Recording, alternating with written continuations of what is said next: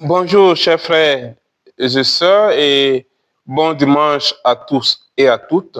Avant tout propos, je voudrais nous inviter à prier pour le pape François, prier pour sa santé, prier pour que le Seigneur lui accorde toute sa grâce, qu'il le soutienne dans cette épreuve de maladie.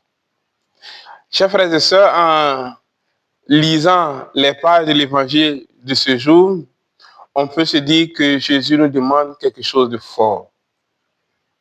Il nous demande d'aimer nos ennemis, de faire du bien à ceux qui nous calomnient et de prier pour ceux qui nous maudissent.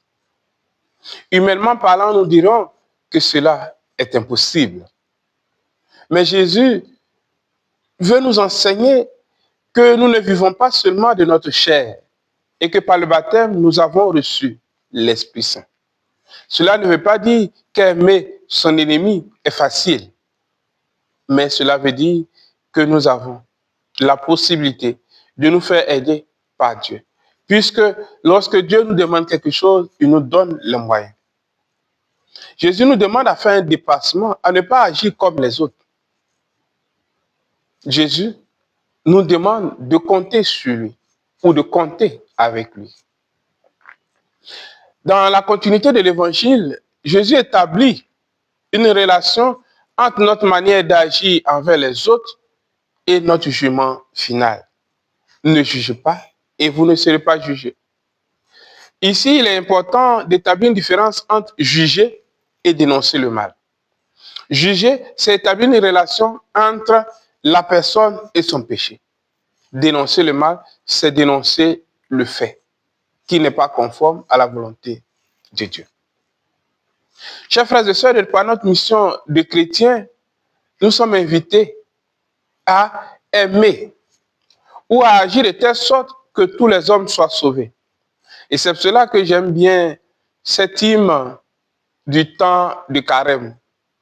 Puisque Dieu nous a aimés jusqu'à nous donner son Fils. Comment voir un ennemi en quelque homme désormais pour le Christ, pour lequel le Christ est mort? Nous avons donc cette mission d'œuvrer pour que tous les hommes soient sauvés. Et en œuvrant pour que tous les hommes soient sauvés, nous œuvrons aussi pour que nos ennemis ou ceux qui nous veulent du mal soient sauvés. Nous devons nous appuyer donc sur Dieu. Et l'exemple que nous donne David dans la première lecture est éloquent. Il a eu la capacité de tuer Saül, mais il ne l'a pas fait. C'est de dire que cela est possible. Mais aussi un aspect très important, nous devons cesser d'être les ennemis des autres. Nous devons cesser d'être les ennemis des autres. C'est-à-dire, nous devons œuvrer à ne pas faire du mal à ceux qui nous ont rien fait. Chers frères et sœurs, aussi, nous devons faire l'effort de ne pas nous convertir en ennemis des autres. C'est-à-dire de ne pas souhaiter ou faire du mal aux autres. Chers frères et sœurs, dans ce chemin de la charité envers nos ennemis, envers ceux qui nous calomnient, nous devons compter avec Dieu. Et nous devons compter sur son aide. Compter sur la puissance de la prière.